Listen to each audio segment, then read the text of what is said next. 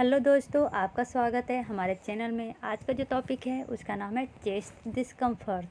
Chest discomfort है ना, ये मेनली 3 चीज़ों पे बांटा गया है। मतलब इसका 3 कैटेगरी है, इसके लिए इसको कहा जाता है ट्राइज। क्या? ट्राइज। अब ये 3 कैटेगरी क्या क्या है? तो पहला मायोकार्डियल इस्कीमिया, दूसरा कोई भी अदर कार्डियोपल्मोनरी कॉज जैसे कि pericardial disease, aortic emergency, pulmonary condition, तीसरा non cardiopulmonary cause.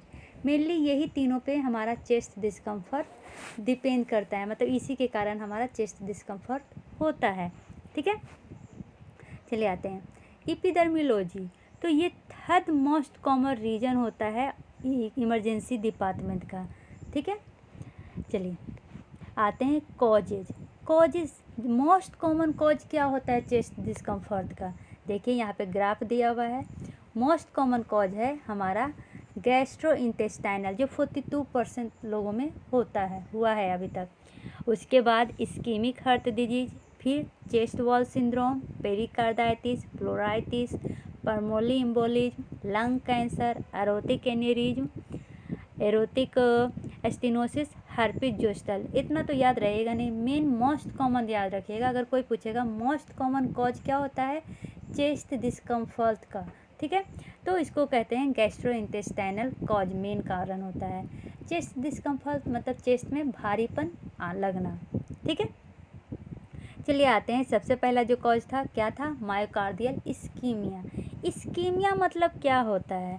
Ischemia oxygen सही से नहीं पहुंच पाना, या तो ब्लड फ्लो में ऑब्स्ट्रक्शन होगा। ठीक है, तो ये मेरे रिलेटेड है एंजाइना पेक्टोरालिस से। एंजाइना पेक्टोरालिस क्या था? एंजाइना पेक्टोरालिस मेनली जितना ऑक्सीजन का कंजप्शन होता है उतना ऑक्सीजन पहुंच नहीं पाता है, इसी को हम कहते हैं एंजाइना पेक्टोरालिस, जिसमें ऑक्सीजन की कमी हो जाती है। ठीक है, एंजाइना मेनली 3 टाइप में बांटा गया है, स्टेबल एंजाइना, वेरिएंट एंजाइना और अनस्टेबल एंजाइना। ये सब आपको आगे पढ़ना है, इसलिए मैं यहाँ पर ही बता देती हूँ। एंजाइना 3 टाइप में बांटा गया, स्टेबल, वेरिएंट और अनस्टेबल। स्टेबल कहने का क्या मतलब है?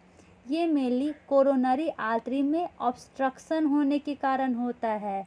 ये कोरोनरी आर्टरी में ऑब्स्ट्रक्शन होने के कारण ऑक्सीजन सही से नहीं पहुंच पाता है, जिसके कारण स्टेबल एंजाइना होता है। ये मेनली रेस्ट करने पे सही होता है। तो ये इसको ट्रिगर कौन करता है? तो इसको ट्रिगर करता है 4E, याद रखिएगा। क्या?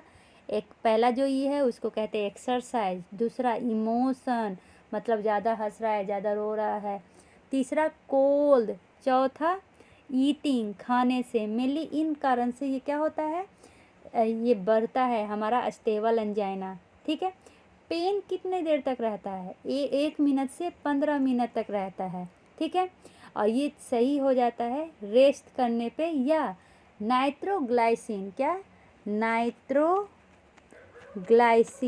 लेने पे ये ठीक हो जाता है। स्टेबल एंजाइना आप समझ गए, मतलब हम कोई काम कर रहे हैं और हमारे चेस्ट पेन हो गया, इसका मतलब, या चेस्ट डिस्कम्फर्ट हो गया, तो इसका मतलब वो स्टेबल एंजाइना है। चलिए दूसरा आते हैं, क्या था? Variant angina. इसका दूसरा नाम प्रिजमेंटल एंजाइना भी कहते हैं। ये मेनली जब हम रेस्ट करते हैं ना तब भी होता है। तो ये होता क्यों है? तो इसका दूसरा नाम क्या होता है? वैसोस्पाज्म। वैसोस्पाज्म के कारण ये मेनली होता है। ठीक है, तो इसमें मेनली कैसे ये सही होगा? तो कैल्शियम चैनल ब्लॉकर लेने पे ये सही होता है। ठीक है, और नाइट्रोग्लाइसिन लेने पर भी हमारा पेन क्या हो जाएगा? रिलीफ हो जाएगा। लेकिन जब अनस्टेबल एंजाइना की बात करें तो ये सीवियर एंजाइना में आ जाता है, मतलब कि रेस्ट करने पे भी ठीक नहीं होता है। इसमें जो कोरोनरी ऑब्स्ट्रक्शन होता है ना वो बहुत ज़्यादा हो जाता है। इसमें ज़्यादा चांसेस होते हैं MI होने के, क्या? मायोकार्डियल इस्कीमिया होने का। इसके जो पेन रहता है ना चेस्ट में, वो 20 मिनट से ज़्यादा रहता है। ठीक है, यहाँ तक समझ गए तीनों एंजाइना को? तो इसमें मेनली क्या होता है, ये जो मायोकार्डियल इस्कीमिया है ना, इस्कीमिया मतलब तो समझ गए कि ऑक्सीजन का ना पहुँचना, मायोकार्डियल मतलब जो दिल का जो मसल है, मतलब हार्ट का जो मसल है, वहाँ पर ऑक्सीजन का सही नहीं पहुँचना, ठीक है, वही कह रहा है। इम्बैलेंस हो जाता है मायोकार्डियल ऑक्सीजन रिक्वायरमेंट और मायोकार्डियल ऑक्सीजन सप्लाई। जितना सप्लाई होना चाहिए और जितना रिक्वायरमेंट है वो बैलेंस नहीं हो पाता है। मान लीजिए कि मेरे को रिक्वायरमेंट है 20 रुपया का और सिर्फ मिला 10 रुपया का, 10 रुपया, तो क्या होगा, इम्बैलेंस हो जाएगा, ठीक है।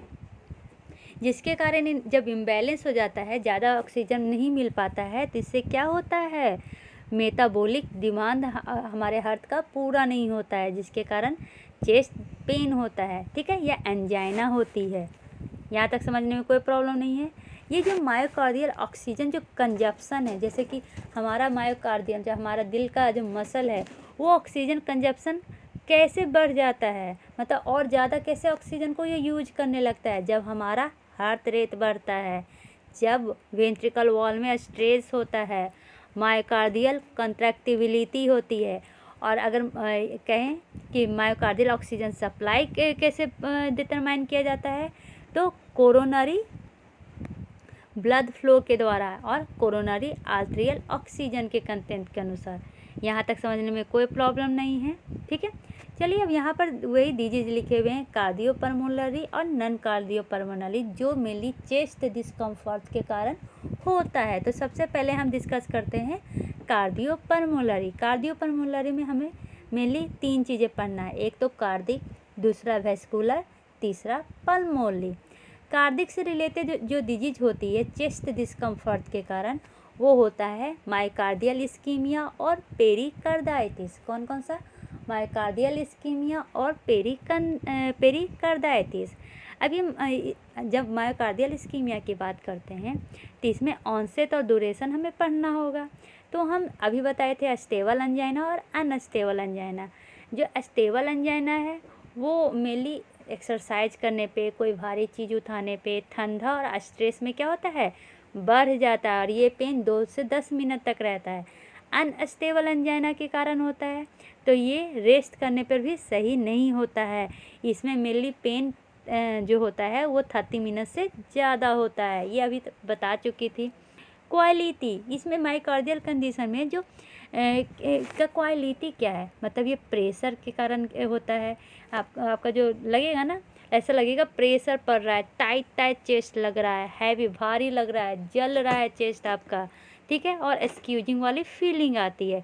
लोकेशन कहाँ पर होता है, तो ये मेनली रेट्रोस्टर्नल है, ठीक है, और ये रेडिएट करता है मेनली नेक, मतलब इसका जो पेन है वो रेट्रोस्टर्नल से नेक पाथ में, जा पाथ में, शोल्डर पाथ में और आर्म पाथ में क्या करता है, रेडिएट कर जाता है। मतलब कि कोई भी पेन आपका अगर रेट्रोस्टर्नल से बैक पाथ में, मतलब कि नेक पाथ में, जाव पाथ में, शोल्डर पाथ में मूव करे, इसका मतलब वो क्या हो सकता है, मायोकार्डियल इस्कीमिया हो सकता है। इससे रिलेटेड एसोसिएटेड फैक्टर क्या है, तो इसमें मेनली माइट्रियल रिगर्गिटेशन हो सकता है, मतलब कि एस फॉर गैलोप ड्यूरिंग पेन, ठीक है, H3 रेल्स होंगे, ठीक है, जब इस्कीमिया बहुत सीवियर हो जाएगा। यहाँ तक समझने में कोई प्रॉब्लम नहीं है। अभी तक हमने क्या पढ़ा, जो हमारा चेस्ट डिस्कम्फर्ट है वो मेनली 3 चीज़ों पे डिपेंड करता है, एक तो स्पेशली मायोकार्डियल इस्कीमिया पे, दूसरा कार्डियोपल्मोनरी कॉजेज और तीसरा नॉन कार्डियोपल्मोनरी कॉजेज। ये थर्ड मोस्ट कॉमन कॉज होता है इमरजेंसी डिपार्टमेंट का, ठीक है। अगर मायोकार्डियल इस्कीमिया की बात करें तो इसमें एंजाइना बहुत ही इंपॉर्टेंट रोल प्ले करती है। मोस्ट कॉमन कॉज क्या होता है, तो गैस्ट्रो इंटेस्टाइनल, वो 42% लोगों में होता है, ठीक है। यहाँ तक समझ गए। अब आते हैं पेरिकार्डाइटिस। पेरिकार्डाइटिस में जो ऑनसेट है वो वेरिएबल है, इसमें आवर्स से डे भी लग सकता है और ये एपिसोडिक होता है। इसका जो पेन होता है वो प्लूरिटिक और शार्प होता है। लोकेशन तो ये भी रेट्रोस्टर्नल होता है और ज़्यादा कहाँ पे होता है, टुवार्ड कार्डिक एपेक्स, और ये रेडिएट करता है लेफ्ट शोल्डर में। याद रखिएगा ये बहुत ही इम्पॉर्टेंट है, रेडिएशन वाला बहुत ही इम्पॉर्टेंट होता है किसी भी डिजीज के डायग्नोसिस के लिए। पेरिकार्डाइटिस में पेन कहाँ मूव करता है, लेफ्ट शोल्डर में। याद रखिएगा लेफ्ट शोल्डर में पेरिकार्डाइटिस में पेन मूव करता है, ठीक है। और ये सही होता है बैठने पर, ठीक है, या आगे की ओर आप लीनिंग फॉरवर्ड आगे की ओर मुड़िएगा तब, ठीक है। इसमें मेनली पेरिकार्डियल फ्रिक्शन रब देखने को मिलता है अस्कल्टेशन पे। यहाँ तक समझने में कोई प्रॉब्लम नहीं है। चलिए आते हैं स्टेबल एंजाइना। स्टेबल एंजाइना जो मेनली होता है ना, वो इस्कीमिक एपिसोड होता है। इस्कीमिक एपिसोड कहने का क्या मतलब है कि ये मेनली ऑक्सीजन कितना मेनली टिश्यू तक पहुंचता है उस पे डिपेंड करता है। इस्कीमिक कहने का क्या मतलब है, टिश्यू या सेल के पास पर्याप्त मात्रा में ऑक्सीजन का ना पहुंचना, ठीक है। मतलब कि जितना डिमांड चाहिए उतना ऑक्सीजन नहीं पहुंचना। तो जो स्टेबल एंजाइना है ना, वो रेस्ट करने पे सही हो जाता है। क्यों?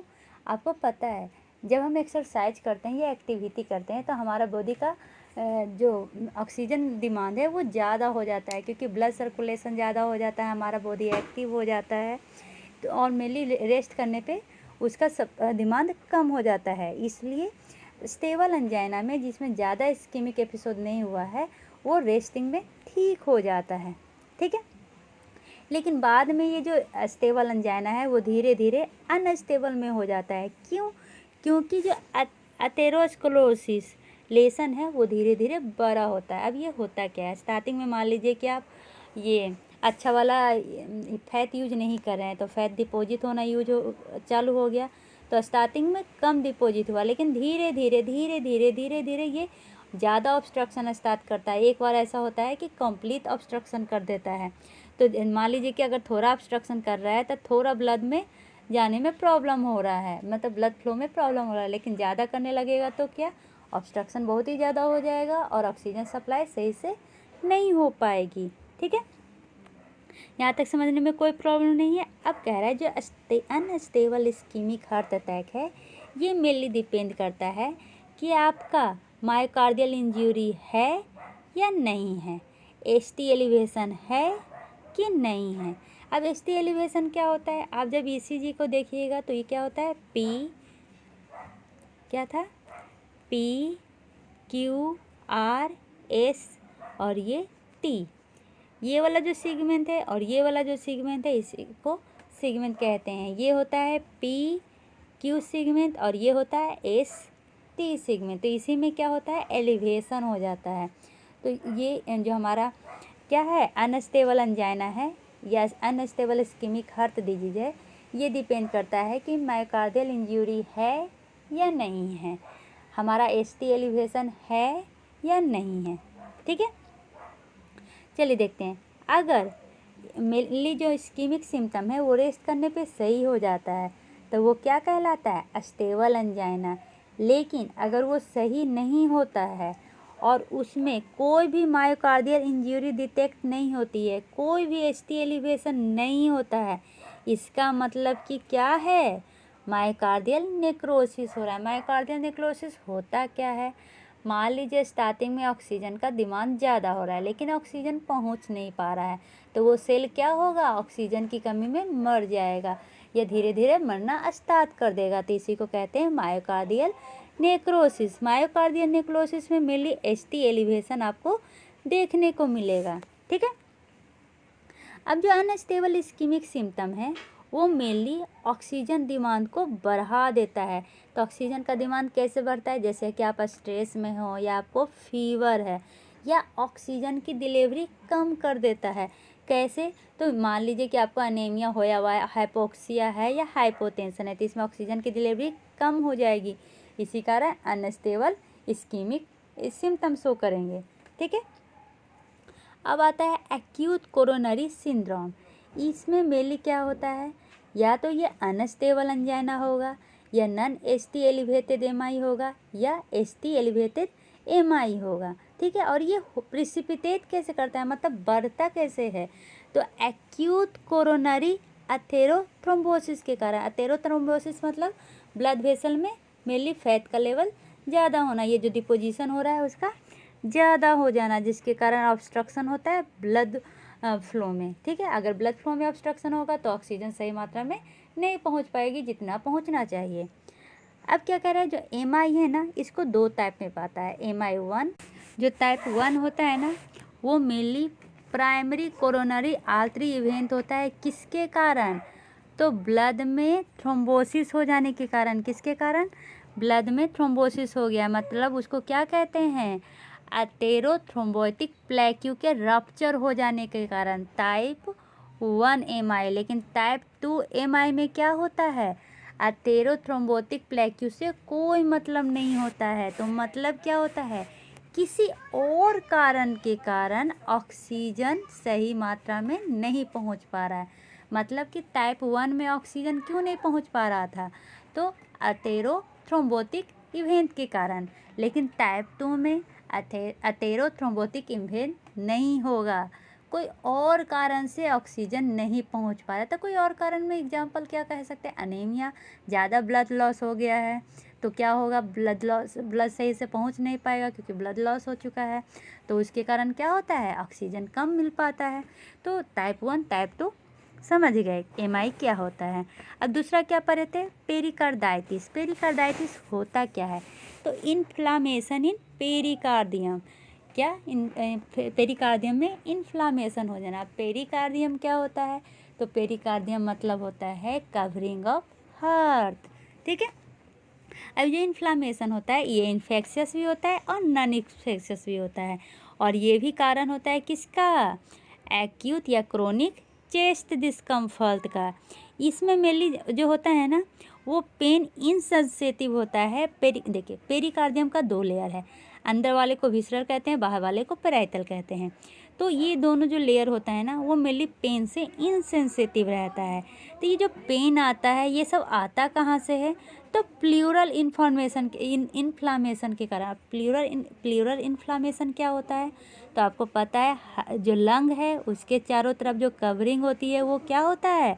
प्लूरा कहलाता है। तो इसलिए तो इसमें जो पेन होता है पेरिकार्डाइटिस में, उसको प्लूरिटिक पेन कहते हैं। क्यों?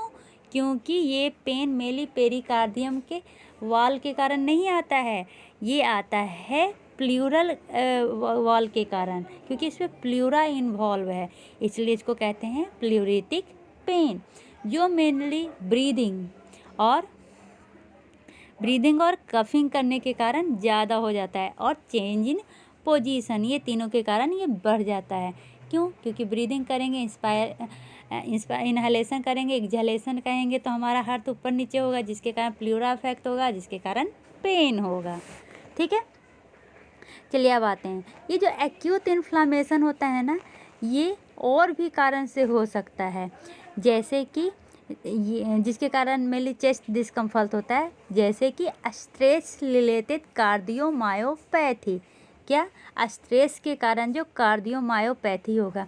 अब कार्डियोमायोपैथी क्या होता है? कार्डियो मतलब हार्ट, मायो मतलब मसल, पैथी मतलब डिजीज। ठीक है। तो इसके कारण जैसे कि ये शॉर्टनेस ऑफ ब्रेथ हो रहा है, चेस्ट पेन हो रहा है, ये सब के कारण भी क्या हो सकता है? चेस्ट डिस्कम्फर्ट हो सकता है। और ये जो मेनली होता है ना पेरिकार्डाइटिस, इसमें पेन कहाँ मूव करता है? शोल्डर में या नेक में मूव करता है। तो रेडिएशन कहाँ हो गया? शोल्डर में या नेक में। चलिए अब आते हैं अगले डिजीज़ में। अगले डिजीज़ में क्या है? तो है वेस्कुलर डिजीज़। वेस्कुलर डिजीज़ में मेनली क्या होता है? तो 3 डिजीज़ के बारे में पढ़ना है, acute aortic syndrome, pulmonary embolism और पल्मोनरी हाइपरटेंशन। आप सोच रहे होंगे इतना पढ़ क्यों रहे हैं? जैसे कि आपके पास कोई पेशेंट आया, ठीक है, तो पेशेंट आएगा, उसको चेस्ट डिस्कम्फर्ट होगा, ऐसा लगेगा उसका चेस्ट क्या है? भारी भारी लग रहा है, कुछ चुभ रहा है। तो उसके डिफरेंशियल डायग्नोसिस में आपको ये बहुत ही हेल्प करेगा। जैसे कैसे हेल्प करेगा? तो आपके दिमाग में रहेगा, अच्छा चेस्ट डिस्कम्फर्ट है तो इसको या तो कार्डिक होगा या क्या होगा? नॉन कार्डिक होगा। कार्डिक होगा तो क्या हो सकता है? कार्डियो वेस्कुलर या पल्मोनरी के कारण होगा। और नॉन कार्डियो पल्मोनरी है, इसका मतलब या तो GI कारण हो सकता है, या न्यूरोमस्कुलर कारण हो सकता है, या साइकोलॉजिकल कारण हो सकता है। ठीक है। तो अब इतना तक आ गए। अब पेशेंट का रेडिएटिंग फैक्टर देखेंगे, क्वालिटी ऑफ पेन देखेंगे, लोकेशन देखेंगे, जिससे हमें क्या होगा? डिफरेंशियल डायग्नोसिस करने में हेल्प मिलेगा। इसलिए हमें इतना पढ़ना बहुत ही ज़्यादा ज़रूरी है। अब वेस्कुलर में मेनली हम 3 डिजीज पढ़ते हैं, acute aortic syndrome, pulmonary embolism और पल्मोनरी हाइपरटेंशन। जो एक्यूट एरोटिक सिंड्रोम होता है ना, वो मेनली सडन ऑनसेट होता है और इसका कोई भी कारण नहीं होता है कि पेन क्यों कर रहा है एकाएक। ऐसा लगेगा कि कोई क्या कर रहा है, आपको नाइफ से टीयरिंग कर रहा है, नहीं होता है नाइफ से पूरा ऐसे चीरना फाड़ना, ऐसा वाली फीलिंग होगी कहाँ पे? एंटीरियर चेस्ट में। देखिए लोकेशन से भी बहुत पता चलता है। मेनली जो कार्डिक डिजीज था वो कहाँ हो रहा था? रेट्रोस्टर्नल एरिया में हो रहा था। वेस्कुलर डिजीज कहाँ पे हो रहा है? एंटीरियर चेस्ट में हो रहा है। रेडिएशन दोनों का कहाँ गया है? तो इसका जो वेस्कुलर डिजीज में जो एक्यूट एरोटिक सिंड्रोम है, इसमें जो पेन है वो रेडिएट करके चला गया है शोल्डर के ब्लेड में। शोल्डर का ब्लेड क्या होता है? जो मेनली जो स्कापुला होता है ना, उसको कहते हैं। ठीक है, अब ये जो एक्यूट एरोटिक सिंड्रोम है, ये एसोसिएटेड होता है हाइपरटेंशन से। मतलब किसी को अगर हाइपरटेंशन है तो एक्यूट एरोटिक सिंड्रोम होने का डर है, या इन अदर वर्ड किसी को एक्यूट एरोटिक सिंड्रोम है तो उसमें हाइपरटेंशन भी चेक किया जाता है। यहाँ तक समझने में कोई प्रॉब्लम नहीं है। इसमें एक और चीज़ होती है, मार्मल नहीं होगा। ठीक है, और क्या नहीं होगा? तो पेरिफेरल पल्स में लॉस होगा, जितना होना चाहिए उससे कम होगा। चलिए आते हैं पल्मोनरी एम्बोलिज्म में। इसमें भी पेन क्या होता है? सडन ऑनसेट होता है, एकाएक दर्द होता है, और जो पेन होता है वो प्लूरिटिक होता है। अब इसमें अब प्लूरिटिक क्यों? क्योंकि देखिए नाम ही है, क्या है? Pulmonary embolism. मतलब पल्मोनरी मेनली किसके लिए होता है? लंग के लिए होता है। लंग के कवरिंग को हम क्या कहते हैं? प्लूरा कहते हैं। तो इसमें कैसा पेन होगा? प्लूरिटिक पेन होगा। अब आप पल्मोनरी एम्बोलिज्म सोच रहे होंगे कि क्या होता है। तो देखिए इसमें क्या होता है ना, कि जो लंग होता है उसमें जो आर्टरी वेंस होते हैं उसमें क्या होता है? लंग के ब्लड वेसल में मेनली ब्लड क्लॉट हो जाता है, जिसके कारण ऑक्सीजन सही से नहीं पहुंच पाता है, इसलिए उसको कहते हैं पल्मोनरी एम्बोलिज्म। जिसमें पेन एकाएक होता है। कैसा पेन होता है? तो प्लूरिस्टिक होता है। ठीक है, और होता कहाँ है? मेनली ये लेटरल साइड में होगा। ठीक है, जहाँ पर जिस साइड में एम्बोलिज्म हुआ है। तो इसका मेनली एसोसिएटेड फीचर क्या होगा? सांस लेने में प्रॉब्लम, टैकिपनिया, टैकिकार्डिया और हाइपोटेंशन। ठीक है, चलिए आगे बढ़ते हैं।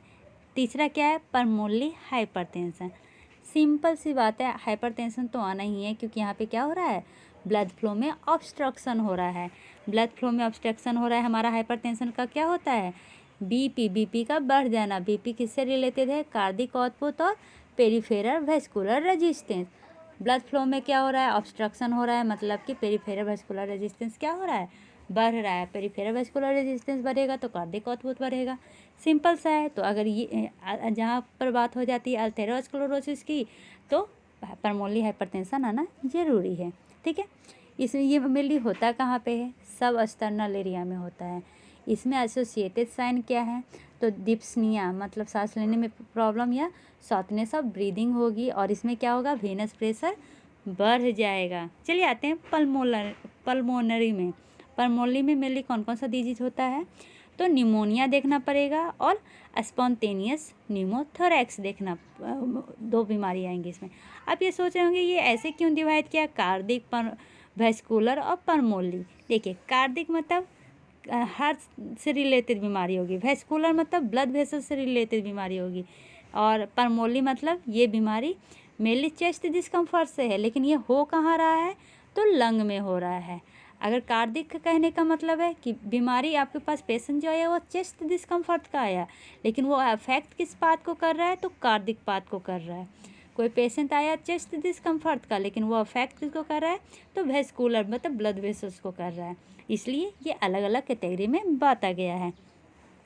पल्मोनरी में मेनली दो पढ़ना रहता है। निमोनिया आपको पता है ये लंग से एसोसिएटेड है।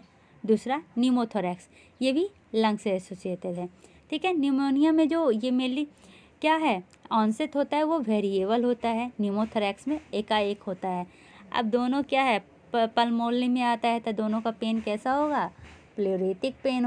इसोफेगियल स्पाज्म में जो पेन होता है ना, वो 2 मिनट से 30 मिनट तक रहता है। इसमें ऐसा फील होता है कि चेस्ट पे कुछ भारी भारी सा चीज़ रखा हुआ है, चेस्ट हमारा टाइट हुआ है, जलन दे रही है। ये होता कहाँ पे है? तो लेट्रोस्टर्नम में होता है। और ये ऐसा मतलब ये इस कैसा है, जैसे अंजाइना में पेन होता है ना, उस तरह का पेन इसोफेगल स्पाज्म में होगा। ठीक है, पेप्टिक अल्सर बहुत ज़्यादा, मतलब आप खाना खा लिए उसके 1 घंटे से 1.5 घंटे के बाद होता है। और ये बर्निंग कैसी होती है, सॉरी ये पेन कैसा होता है, तो बर्निंग जलन देता है। कहाँ पर, एपिगैस्ट्रिक एरिया में। इसलिए अगर एपिगैस्ट्रिक एरिया में अगर पेन हो रहा है तो आप ये नहीं कह सकते हैं कि ये जीआई से रिलेटेड है, कभी कभी ये एमआई से भी रिलेटेड हो सकता है। ठीक है, और ये मेनली खाना खाने से या एंटासिड लेने से सही हो जाता है। गॉल ब्लैडर डिजीज, जिसमें पेन बहुत लंबा चलता है। कैसा पेन होता है, कोलिकली या आर्चिंग, चुभ रहा है ऐसा पेन होगा। कहाँ पर होगा, तो एपिगैस्ट्रिक एरिया में होगा, राइट अपर क्वाड्रेंट में होगा, और कभी कभी बैक में भी हो सकता है। ये मे फॉलो मील, ये मील मतलब जैसे हम मील लेते हैं ना, तो भी ये पेन बढ़ सकता है या घट सकता है। ठीक है, नी अब जो ये कह रहा है जो निमोनिया है, ये क्या होता है, मेनली यूनिलेटरल पेन होता है। और जो स्पॉन्टेनियस निमोथोरैक्स है, ये लेटर मतलब जिस साइड में एयर फील होता है। एयर फील कहने का क्या मतलब है, नीमोथोरैक्स, नीमो मतलब एयर होता है, थोरैक्स में एयर भर जाएगा तो उसको कहेंगे नीमोथोरैक्स। अगर लिक्विड भर गया तो प्लूरल इफ्यूजन कहते हैं। ठीक है, अब ये दोनों में डिप्सनिया होती है। ठीक है, निमोनिया में मेनली कफ, फीवर और रेल्स देखने का मिलता है। रेल्स होता क्या है, एबनॉर्मल सन, जैसे कि अस्थमा में बीजिंग सुनाई देता है। ठीक है, स्पॉन्टेनियस निमोनिया का क्या है और एसोसिएटेड फीचर में, तो इसमें ब्रेथ साउंड जो होंगे वो डिक्रीज हो जाएंगे। किस साइड, जहाँ पर न्यूमोथेरेक्स होया हुआ है, मतलब जिस लोब में मेनली एयर फील्ड है। ठीक है, नॉन कार्डियो पल्मोनरी की बात करें तो जीआई हो सकता है, न्यूरोमस्कुलर हो सकता है, साइकोलॉजिकल हो सकता है। चलिए आते हैं जीआई। जीआई में किस कारण से होगा, तो गर्द, ठीक है, sorry, oesophageal reflux, oesophageal spasm, peptic ulcer, gall bladder disease, इन तीनों कारणों से भी मेनली चेस्ट डिस्कम्फर्ट हो सकता है। तो अगर आपको चेस्ट में अगर हैवी फील हो, चुभ रहा हो, तो आप ये नहीं कह सकते हैं कि ये किसके कारण हुआ है, तो दिल की बीमारी के कारण हुआ है। ये अदर मेजर तो दिल की बीमारी के कारण ही होता है, लेकिन अदर नॉन कार्डियो पल्मोनरी भी होते हैं, जैसे कि गर्द। जीआई की बात करें तो क्या, oesophagus reflux, oesophageal spasm, peptic ulcer, gall bladder disease. ठीक है, तो सबसे पहले एक करके बात करते हैं। इसोफेगल रिफ्लक्स में क्या होता है, इसका जो ऑनसेट होता है ना पेन का, वो 10 से 6 मतलब 1 घंटे तक रहता है, 10 मिनट से 1 घंटे तक रहता। कैसा है, तो बर्निंग, चेस्ट के पास आपको कैसा लगेगा, जलन महसूस होगी। और ये मेनली होता कहाँ पे है, तो सब एक्सटर्नल में और एपिगैस्ट्रिक एरिया में होता है।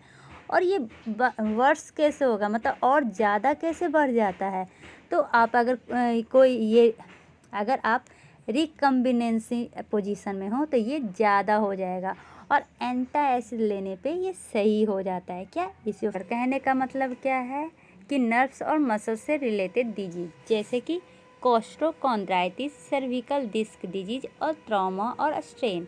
कोस्टोकॉन्ड्राइटिस किसको कहते हैं, जैसे कि आपको पता है बीच में स्टर्नम होता है, स्टर्नम से हमारा रिब्स अटैच होता है। तो रिब्स अटैच कैसे होता है, एक कार्टिलेज के थ्रू, जिसको में क्या होता है, इन्फ्लामेशन हो जाने के कारण ये कोस्टोकॉन्ड्राइटिस होती है। ठीक है, इसमें जो पेन होता है ना, उसका जो ऑनसेट होता है वो वेरिएबल, कैसे, ये नहीं है कि शार्प है तो शार्प ही है, या अभी आया तो कभी अभी नहीं आएगा, ये इसका कोई भी लिमिट नहीं है। होता कैसा है, आर्चिंग पेन होता है। होता कहाँ पे है, स्टर्नल के पास होता है। ठीक है, अब इससे एसोसिएटेड क्या क्या है, तो कभी कभी वहाँ पे फूल जाएगा, टेंडर करेगा, गर्म लगेगा, वहाँ पे जॉइंट होता है ना जहाँ पे, वहाँ पे लगेगा कि वार्म फीलिंग हो रही है टच करने के बाद। ठीक है, और ये क्या है, प्रेशर देने पे ये मेनली दोबारा पेन आ जाता है। सर्विकल डिस्क डिजीज, ये भी वेरिएबल होता है, इसमें भी आर्चिंग होगी। और पेन मेनली होता कहाँ पे है, तो पेन का लोकेशन होता है आर्म और शोल्डर। कहाँ पे, आर्म और शोल्डर पे। और ये जब नेक का मूवमेंट करते हैं ना, तो ये बढ़ जाता है, मतलब नेक के मूवमेंट से अगर कोई बीमारी बढ़ा है तो उसको हम क्या कह सकते हैं, सर्विकल डिस्क डिजीज कह सकते हैं। ठीक है, अब आ गया ट्रॉमा और स्ट्रेन। इसमें जो पेन होता है यूजुअली कांस्टेंट होता है, आर्चिंग होती है, और ये स्ट्रेन वाले एरिया में ज़्यादा होता है। ठीक है, जहाँ पे जैसे हिंदी में कहते हैं ना पैर चढ़ गया, उस एरिया में। ठीक है, और ये फिर से मूवमेंट या पल्पेशन पे वापस आ सकता है ये पेन। एक है हर्पिस जो अब साइकोलॉजिकल में मेनली दो बीमारी आती है, हर्पिस जोस्टर और इमोशनल। ठीक है, हर्पिस जोस्टर जो होता है ना, इसमें जो ऑनसेट है वो प्रोलॉन्ग होगा। पेन कैसा होगा? शार्प और बर्निंग। कहाँ पे होगा? तो दरमैतोमल डिस्ट्रीब्यूशन, मतलब स्किन पे होगा। ठीक है, इसमें आता क्या है? तो बेसिकल रैश आता है, मतलब चेस्ट डिस्कम्फर्ट के कारण आप पेशेंट जो आएंगे वो चेस्ट डिस्कम्फर्ट के ही आएंगे, लेकिन जब आप उनका चेस्ट देखिएगा ना तो उसमें वेसिकुलर रैश मिलेगा, तो इसका मतलब हर्पिस जोस्टर का वो पेशेंट है। इमोशनल है साइकोलॉजिकल, इसका भी जो ऑनसेट होता है ना वो वेरिएबल होता है। ठीक है, ये जो पेन होता है वो भी वेरिएबल टाइप का होता कहाँ पे? उसका जो लोकेशन वो भी अलग अलग जगह पे होता है। ठीक है, ये मेनली पैनिक अटैक डिप्रेशन के कारण ज़्यादा होता है। तो ये आप आ गए डिफरेंशियल डायग्नोसिस, आप समझ गए। अब आते हैं अप्रोच टू द पेशेंट। अब पेशेंट को कैसे अप्रोच कीजिएगा अगर कोई चेस्ट डिस्कम्फर्ट वाला पेशेंट आया तो। ठीक है, तो सबसे पहले ये जो पेशेंट होते हैं ना वो acute coronary syndrome, acute aortic syndrome, pulmonary embolism, tension pneumothorax, pericarditis with tamponade. अब ये टेम्पोनादे होता क्या है? तो टेम्पोनादे को मेनली कार्डिक टेम्पोनादे भी कहा जाता है, जिसमें पेरिकार्डियम के चारों तरफ फ्लूइड जमा हो जाता है। मतलब क्या है? मान लीजिए ये हमारा हार्ट है। ठीक है, हार्ट के कवरिंग को क्या कहते हैं? पेरिकार्डियम कहते हैं। तो इसके चारों तरफ वाटर का एक इस तरह से कवरिंग बन जाता है, जिसके कारण ये क्या करता है? प्रेशर एग्जर्ट करता है हार्ट पे। जो वाटर का सैक बनता है वो हार्ट पे प्रेशर एग्जर्ट करता है, और उसके कारण मेनली क्या हो जाती है? पेरिकार्डाइटिस हो जाती है। ठीक है, तो टेम्पोनादे का मेनली अगर कोई सिम्टम पूछे तो क्या क्या है? शॉर्टनेस ऑफ ब्रीदिंग, वीकनेस, लाइटेडनेस और कफ। लेकिन मेनली इसमें क्या होता है ना, 3 इसका क्लासिकल साइन होता है टेम्पोनादे का। क्या क्या? आपका ब्लड प्रेशर लो हो जाना, मार्फल्ड हार्ट साउंड, और आपका जो नेक वेन है ना वो क्या हो जाएगा? स्वेलन हो जाएगा। ये इसका ट्रायाड है या क्लासिक साइन कह सकते हैं। ठीक है, अब आते हैं कि अगर कोई पेशेंट आया है तो उसका असेसमेंट कैसे करेंगे। तो सबसे पहले चेस्ट डिस्कम्फर्ट तो देखेंगे कि ये जो चेस्ट डिस्कम्फर्ट है क्या ये लाइफ थ्रेटनिंग है। लाइफ थ्रेटनिंग कहने का क्या मतलब है? क्या ये हानिकारक है जो हमारे लाइफ को खतरे में डाल सके? ये एक्यूट है या क्रोनिक है? अगर एक्यूट है और लाइफ थ्रेटनिंग है तो आपका डायग्नोसिस क्या हो सकता है? मे बी ये अनस्टेबल इस्कीमिया है, अनस्टेबल इस्कीमिक हार्ट डिजीज है, या एरोटिक डायसेक्शन है, न्यूमोथोरैक्स है, पल्मोनरी एम्बोलिज्म है। और अगर ये क्रोनिक है और जिसके कारण सीरियस कॉम्प्लिकेशन हो सकता है तो वो कौन सा है? Stable angina, aortic stenosis, pulmonary hypertension. अगर ये भी नहीं है तो, और अगर ये एक्यूट है तो क्या इसमें स्पेसिफिक ट्रीटमेंट चाहिए? देखिए एक्यूट का हमने दो पढ़ा है। एक एक्यूट मतलब थोड़े समय के लिए चेस्ट डिस्कम्फर्ट हो रहा है लेकिन वो लाइफ थ्रेटनिंग है, मतलब आपके लाइफ को भी हजात कर सकती है, तो उसमें ये डिजीज आती है। ठीक है, अगर ये एक्यूट नहीं है तो क्रोनिक हो सकता है जिसमें सीरियस कॉम्प्लिकेशन आएगा, तो उसमें ये डिजीज आएगी। ठीक है, अगर एक्यूट है लेकिन लाइफ थ्रेटनिंग नहीं है लेकिन फिर भी उसको क्या चाहिए? ट्रीटमेंट चाहिए, तो उसमें पेरिकार्डाइटिस, निमोनिया और हर्पिस जोस्टर आता है। ठीक है, अब कोई अदर कारण, मतलब कि कार्डिक से रिलेटेड नहीं, कोई अदर कारण, जैसे मैंने ऊपर टेबल में बताया था, oesophageal reflex, oesophageal spasm, peptic ulcer disease, ये सब मेनली कार्डिक पल्मोनरी से रिलेटेड नहीं है। ठीक है, चलिए अब इसका हिस्ट्री से स्टार्ट करते हैं। सबसे पहले हिस्ट्री में हम क्या देखेंगे? तो इसमें देखेंगे कि इसका जो क्लिनिकल हिस्ट्री और फिजिकल एग्जामिनेशन है, और क्या करेंगे? डायग्नोस्टिक टेस्टिंग करेंगे। ठीक है, तो इसमें देखेंगे क्या? हिस्ट्री में सबसे पहले देखेंगे क्वालिटी, क्या क्या, कैसा चेस्ट डिस्कम्फर्ट का क्वालिटी है, लोकेशन कहाँ है, लोकेशन मेनली कौन सा, कि ये कहाँ पे पेन हो रहा है और रेडिएट होके कहाँ जा रहा है, पैटर्न कैसा है। पैटर्न करने का क्या मतलब है? इसका कोड है ओक्रेट्स, OCRATES,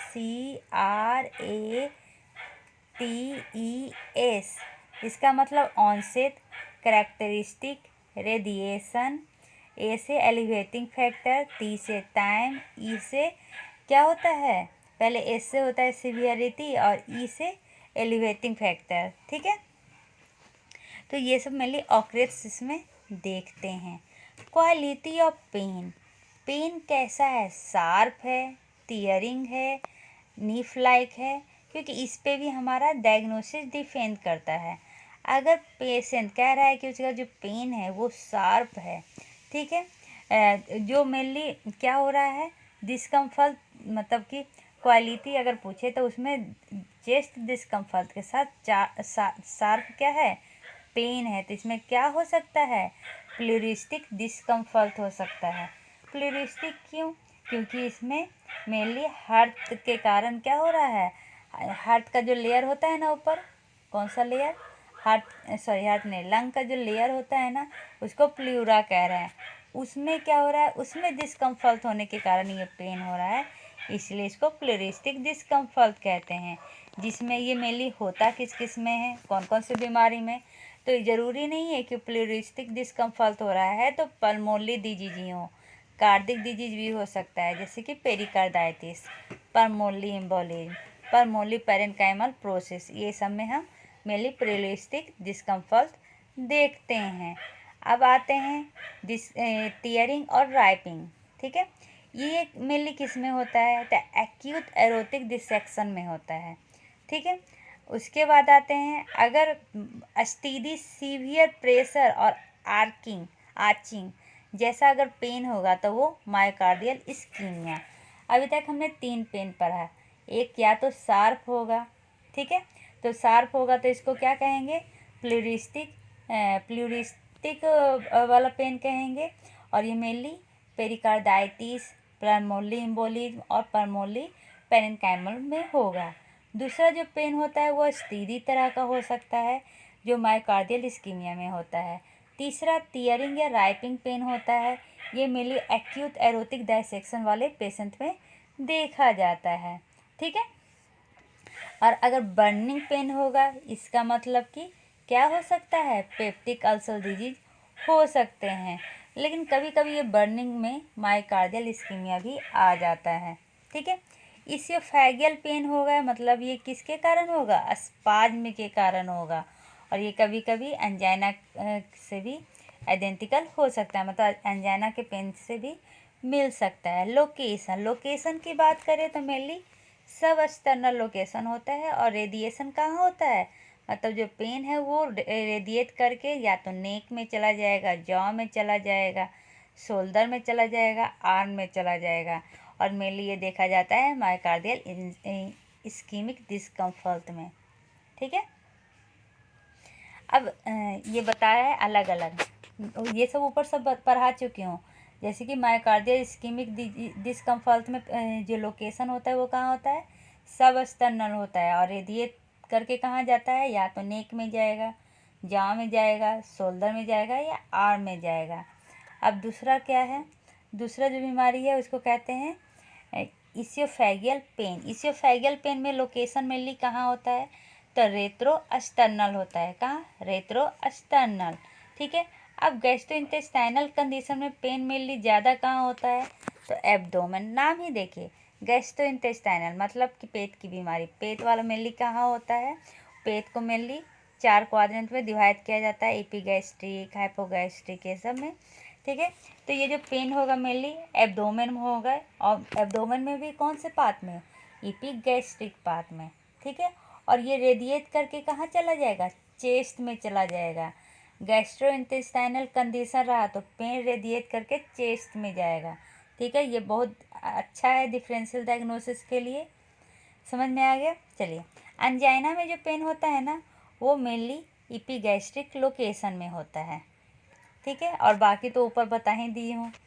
पेरिकार्डियल पेन में कहाँ रेडिएट करता है, तो ट्रापेजियस रीज में ये होता है, मतलब अभी तक पढ़े एमआई में पेन रेडिएट करता है बैक नेक की समय, इसोफेगल में चेस्ट में पेन रेडिएट करता है, पेरिकार्डाइटिस में ट्रापेजियस रीज जिसको हम स्कापुला रीज भी कहते हैं या शोल्डर रीज भी कहते हैं।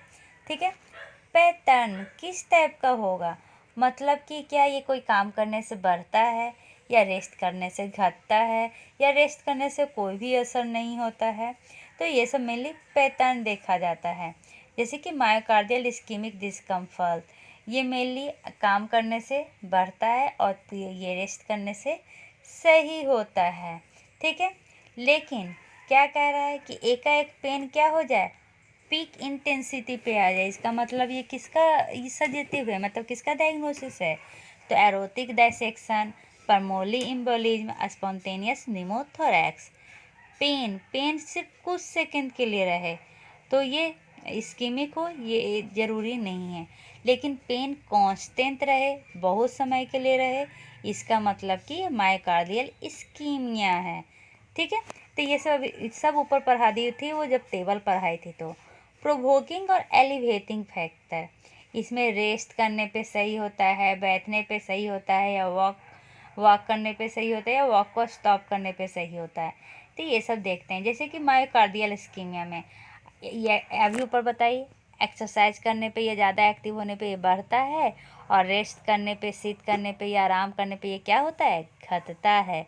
ठीक है, वैसे ही किसका पेन, तो पेरिकार्डाइटिस का पेन, ये मेनली सुपाइन पोजीशन में रहिएगा ना। पेरिकार्डाइटिस में मेनली क्या होता है, जब आप सुपाइन सोए हुए रहिएगा ना पीठ के बल, तो ये क्या हो जाएगा, ज़्यादा हो जाएगा। लेकिन आप जब बैठ जाइएगा तो ये क्या हो जाएगा, कम हो जाएगा। बैठ जाइएगा या आगे की ओर ये मुड़िएगा ना तो ये कम हो जाएगा।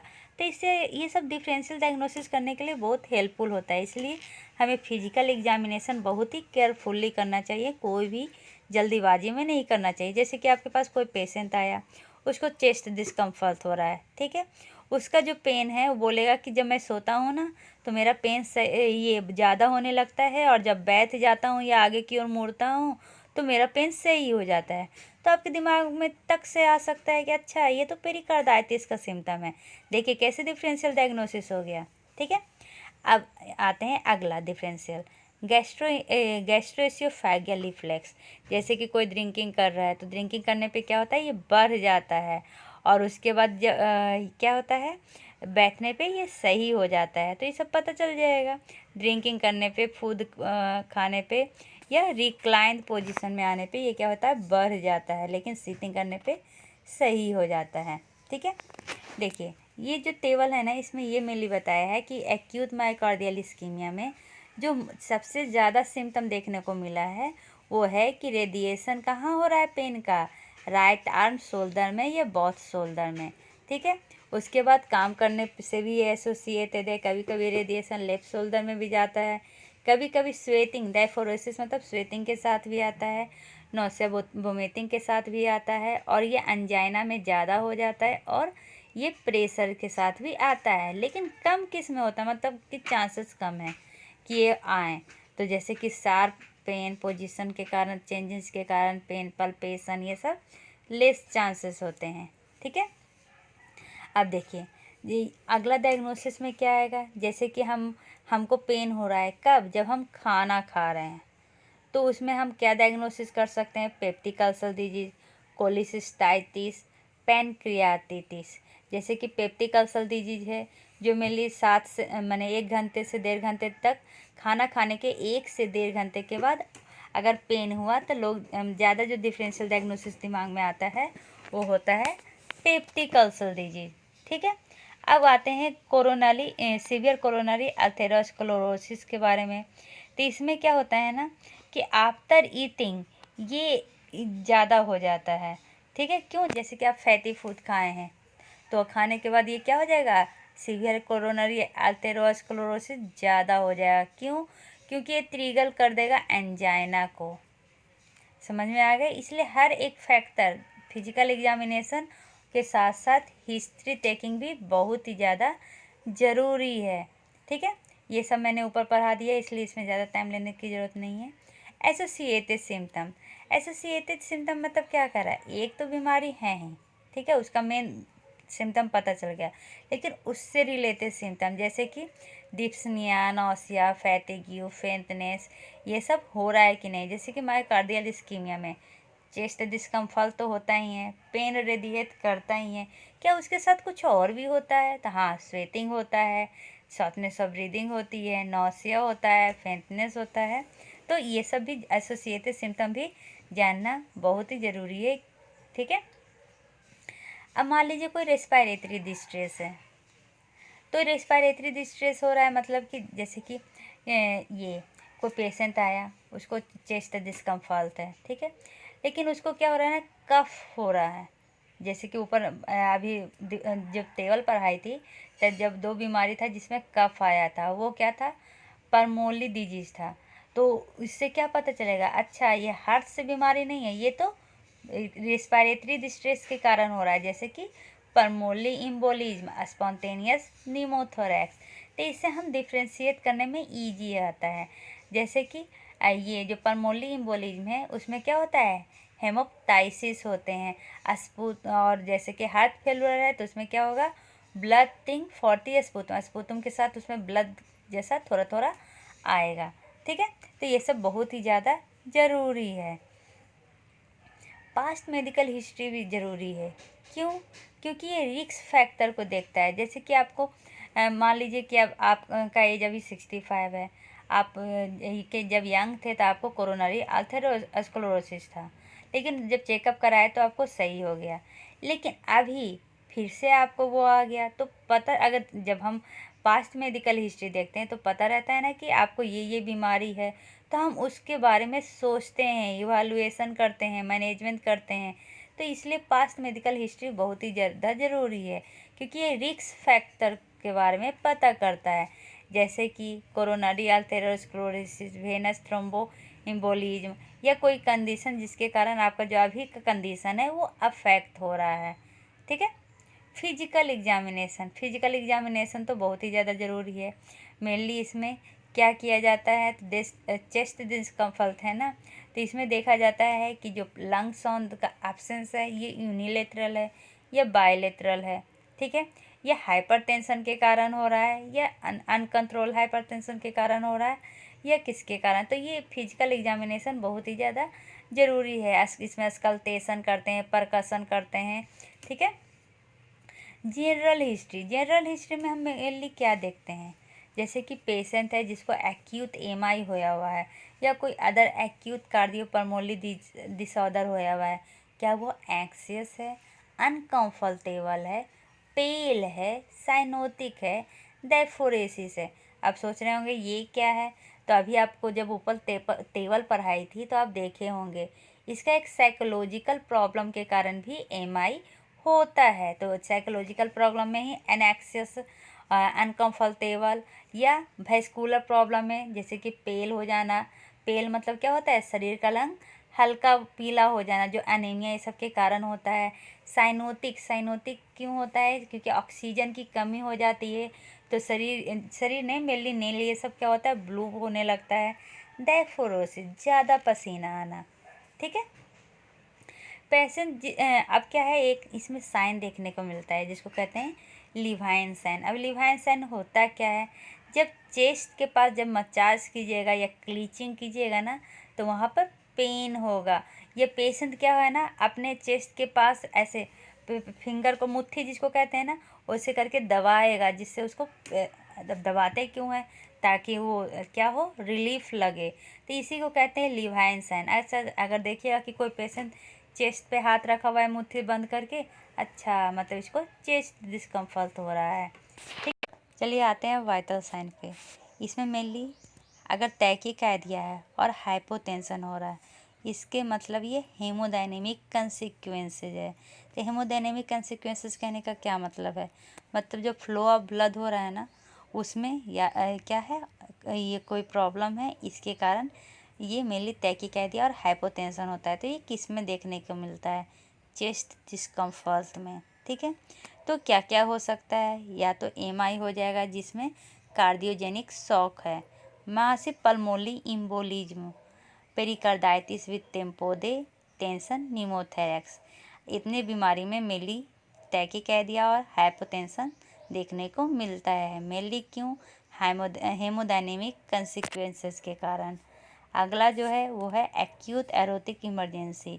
इसमें मेनली पेशेंट को सीवियर हाइपरटेंशन होता है और उसके साथ साथ प्रोफाउंड हाइपोटेंशन भी होता है, मतलब पहले ज़्यादा हाइपरटेंशन होगा फिर एकाएक कम हो जाएगा। ठीक है। साइनस टैकिकार्डिया ये किसका है, तो मैसिव पल्मोनरी एम्बोलिज्म का ये मेनली वाइटल साइन है।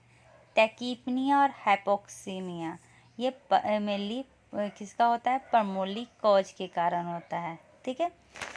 पल्मोनरी, चलिए पल्मोनरी में आते हैं। पल्मोनरी में मेनली क्या होता है, जो चेस्ट डिस्कम्फर्ट का जो पल्मोनरी कॉज है उसके कारण निमोनिया, अस्थमा और नीमोथोरैक्स हो सकता है। ठीक है। लेफ्ट वेंट्रिकुलर डिसफंक्शन के कारण और क्या हो सकता है, पल्मोनरी इदीमा हो सकता है। क्या, लेफ्ट वेंट्रिकुलर इस्कीमिया के कारण। ये सब एक दूसरे से इंडिकेटेड है, मतलब रिलेटेड है। आप सोचते होंगे कैसे रिलेटेड है। अब क्या कह रहा है, लेफ्ट वेंट्रिकुलर डिसफंक्शन हो रहा है। ठीक है। तो लेफ्ट वेंट्रिकुलर का क्या काम है, ये मेनली ब्लड को पंप करता है पूरे शरीर में। ठीक है। तो अगर पूरे शरीर में पंप करता है, अगर सही से पंप नहीं किया तो सही से ऑक्सीजन नहीं पहुंच पाएगा लंग में, तो फिर वो सही से प्यूरिफाई नहीं होगा। हार्ट में अगर कोई भी प्रॉब्लम होता है तो मेनली 3 ऑर्गन, मैं ये इससे रिलेटेड नहीं बता रही हूँ, अलग से बता रही हूँ। 3 ऑर्गन मेनली इन्वॉल्व होता है, मतलब मेनली उसको प्रॉब्लम होता है। एक होता है लंग, एक होता है किडनी और लीवर। कैसे, तो लंग क्या करता है, जितना ऑक्सीजन पहुंचेगा उसको क्या करेगा, वो प्यूरिफाई करेगा। सॉरी, जितना ब्लड पहुंचेगा उसको वो प्यूरिफाई करेगा। लंग हो गया। लीवर कैसे, तो लीवर का क्या काम है, डिटॉक्सिफिकेशन का काम है। ब्लड में जितने भी टॉक्सिसिटी है उसको हटाने का काम है। तो इसका भी ब्लड से रिलेशन है। किडनी कैसे, तो किडनी रीअब्जॉर्प्शन का काम करता है, ब्लड के वॉल्यूम को बढ़ाता है या घटाने का काम करता है। तो ये सब ऑर्गन, अगर कोई भी एक ऑर्गन में डिस्टर्बेंस हुआ तो दूसरा ऑर्गन ऑटोमेटिक उससे क्या हो जाएगा, रिलेट हो जाएगा। ठीक है। चलिए आते हैं कार्डिक में मेनली जुगुलर वेनस प्रेशर, ये मेनली कहाँ पर होता है, तो ये नेक में एक मसल होता है। कहाँ, कौन सा मसल, स्टेर्नोक्लेविडोमास्टोइड मसल, जो अटैच होता है क्लेविकल पे। यहाँ पर ही आपको जुगुलर वेन मिलेगा। ठीक है। तो हम देखते किस साइड है, राइट साइड है या लेफ्ट साइड है, तो राइट साइड, पेशेंट के राइट साइड में मेनली ये जुगुलर वेनस प्रेशर देखा जाता है। ठीक है। तो ये जुगुलर वेनस पल्स अगर नॉर्मल भी है तो ये किससे रिलेटेड होता है, एक्यूट मायोकार्डियल इस्कीमिया से। ठीक है। इसमें मेनली पेरिकार्डियल टेम्पोडी और एक्यूट राइट वेंट्रिकुलर डिसफंक्शन भी देखने को मिलता है। ये जो हमारा मायोकार्डियल इस्कीमिया है ना, ये एसटी एलिवेशन के कारण भी होता है। नॉन एसटी एलिवेशन कहने का क्या मतलब है, जिसमें एसटी एलिवेट नहीं किया है तो उसमें भी होता है। ठीक है। तो अगर एसटी एलिवेशन मतलब STEMI है ना, तो इसका क्या मतलब है, ST एलिवेटेड MI। इसमें ये मेनली क्यों होता है, तो मर्मल ऑफ माइट्रियल रिगर्गिटेशन और harsh murmur of ventricular septal defect mainly indicate करता है किसको, STEMI को। ठीक है। पेरिकार्डियल फ्रिक्शन रब, ये किसका मेनली रिफ्लेक्शन है, पेरिकार्डियल इन्फ्लामेशन का। एब्डोमेन में भी मेनली, जैसे कि आपको कार्डियोपल्मोनरी डिजीज है तो आप सोचेंगे कि इसमें एब्डोमेन तो इन्वॉल्व नहीं है, तो इन्वॉल्व होता है मेनली हेपेटिक कंजेशन में। हेपेटिक कंजेशन के कारण भी कार्डिक डिजीज होता है। वैस्कुलर तो बहुत ही ज़्यादा इम्पोर्टेंट है, क्योंकि इसी में वैस्कुलर कहने का क्या मतलब है कि हमारा ब्लड प्रेशर अफेक्ट हो रहा है। जैसे कि एथेरोस्क्लेरोसिस, इसमें क्या होता है, मेनली डिपोजिशन ऑफ लिपिड हो जाता है ब्लड प्रेशर के में, जिसके कारण क्या होता है, ऑब्स्ट्रक्शन स्टार्ट होने लगते हैं, जिसके कारण इस्कीमिया होने का डर होता है, जैसे कि वेनस थ्रोम्बोएम्बोलिज्म। मस्कुलो स्केलेटन भी इन्वॉल्व होता है। ठीक है। ईसीजी बहुत ही ज़्यादा इम्पोर्टेंट है, क्योंकि एमआई में मेनली एसटी एलिवेशन देखने को मिलता है, कितना है नहीं है, टी वेव इन्वर्जन देखना रहता है। चलिए आते हैं अब चेस्ट रेडियोग्राफी में। चेस्ट रेडियोग्राफी ज़रूरी है, हाँ ज़रूरी है। इसमें मेनली प्लेन रेडियोग्राफी किया जाता है। इसमें आप 2 टर्म पढ़िएगा, क्या है, हम्पटन हम्प और वेस्टरमार्क साइन, ये किसके लिए होता है? पल्मोनरी एम्बोलिज्म और pericardial calcification in chronic pericarditis में मेनली ये दो साइन देखने को मिलता है। कार्डिक बायोमार्कर मेनली क्या है? तो इसमें जैसे कि क्रिएटिन काइनेज एमबी ये या कार्डिक ट्रोपोनिन, ये क्या है? मेनली ये ज़्यादा रहेगा मायोकार्डियल इस्कीमिक पेशेंट में। क्रिएटिन काइनेज एमबी और कार्डिक ट्रोपोनिन ज़्यादा देखने को मिलेगा। ये मेनली पेशेंट जिसको एक्यूट कोरोनरी सिंड्रोम होया हुआ है, इसमें मेनली रिपीट किया जाता है ये दोनों टेस्ट हर 3 से 6 आवर्स पे। ठीक है। दूसरा कौन सा है? मेनली बहुत सारे ऐसे मार्कर्स होते हैं, लेकिन मेन मार्कर्स एक वो है और अदर में आ जाएगा, जैसे कि डी डाइमर टेस्ट करते हैं। तो डी डाइमर टेस्ट किस लिए किया जाता है? एक्सक्लूशन ऑफ पल्मोनरी एम्बोलिज्म के लिए। बी टाइप नाइट्रियूरेटिक पेप्टाइड, ये मेनली यूजफुल होता है किसके लिए? तो डायग्नोसिस करने के लिए हार्ट फेलियर का। बी टाइप नाइट्रियूरेटिक पेप्टाइड है, ये प्रोग्नोसिस करता है किसको? एक्यूट कोरोनरी सिंड्रोम को। ठीक है। इंटीग्रेटेड डिसीजन एड्स, मतलब इसमें को इन्वॉल्व करने के लिए और क्या क्या देख सकते हैं? तो सिम्टम, क्या एक्यूट कोरोनरी सिंड्रोम का सिम्टम देख रहा है? क्या ये ओल्ड एज है? क्या ये रिस्क फैक्टर होते हैं अथेरोस्क्लेरोसिस के? इस्कीमिक ईसीजी एबनॉर्मलिटीज है? क्या कार्डिक ट्रोपोनिन में एलिवेशन है? तो ये सब मेनली देखा जाता है। प्रोवोकिंग टेस्टिंग फॉर इस्कीमिया, इसके लिए क्या किया जाता है? एक्सरसाइज इलेक्ट्रोकार्डियोमिगैली किया जाता है। मतलब पेशेंट को क्या करना है?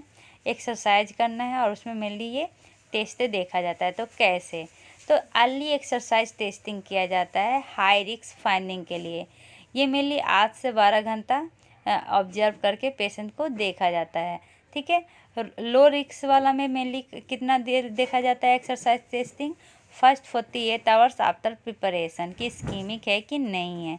2% जो कार्डिक इवेंट होता है वो 6 मंथ में होता है। 15% जो होता है वो मेनली इक्विवोकल रिजल्ट के कारण होता है।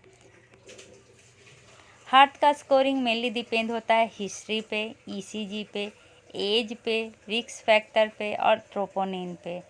हिस्ट्री में क्या क्या आता है कि ये हाईली सस्पिशियस है, मॉडरेटली सस्पिशियस है, ये स्लाइटली सस्पिशियस है। ईसीजी में एसटी एलिवेशन है या डिप्रेशन है, नॉर्मल है या नॉन स्पेसिफिक है। एज में 45 से कम है, 45 से 65 के बीच में है या 65 से ज़्यादा है। रिस्क फैक्टर 2 से नहीं है, 1 से 2 रिस्क फैक्टर हैं या 3 से ज़्यादा हैं। ट्रोपोनिन का परसेंटाइल में देखा जाता है और उसके अनुसार बताया जाता है कि ये जो हमारा पेशेंट है उसको लो रिस्क का है या हाई रिस्क का है। एक होता है north American chest pain rule, इसके अनुसार डिवाइड किया गया है कि जो सिम्टम है वो डिपेंड कर रहा है इस्कीमिया पे। ईसीजी में एक्यूट इस्कीमिक चेंजेज हो रही हैं कि नहीं, एज 50 से ज़्यादा है कि नहीं, कोरोनरी आर्टरी डिजीज है कि नहीं, ट्रोपोनिन ग्रेटर देन 99 परसेंटाइल है कि नहीं। तो ये सब पर मेनली डिपेंड करता है हमारा ये डिजीज। ठीक है।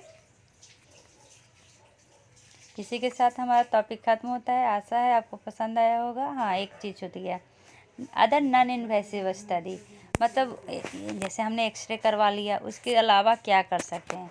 तो सीटी एंजियोग्राफी बहुत ही हेल्प करता है। ईसीजी मेनली ज़्यादा हेल्प नहीं करता है, रूटीन चेकअप नहीं किया जाता है चेस्ट डिस्कम्फर्ट में। लेकिन अगर पेशेंट एमआई का हो तो हमें ईसीजी करना ज़रूरी है। ठीक है। एमआई हो या पेरिकार्डियल टेम्पोडी है तब ईसीजी किया जाता है, नहीं तो सीटी एंजियोग्राफी कर सकते हैं। ठीक है। एमआरआई भी हम इसमें कर सकते हैं। ठीक है। तो कौन सा एमआरआई? तो गोंदोलियम इनहेंस्ड सीएमआर से मेनली डिटेक्शन होता है किसका? मायोकार्डियल इस्कीमिया का। ठीक है। सीएमआर कोरोनरी एंजियोग्राफी, इससे भी हम अर्ली स्टेज ऑफ एमआई को पहचान सकते हैं। तो मेनली जो एमआरआई, ईसीजी ये सब किसके लिए होता है? तो ये सब होता है एमआई है कि नहीं है इसको डिफ्रेंशिएट करने के लिए, मतलब रूल आउट करने के लिए। ठीक है। आशा है आपको चेस्ट डिस्कम्फर्ट समझ में आ गया होगा। आ गया तो लाइक और सब्सक्राइब करना ना भूलें। धन्यवाद।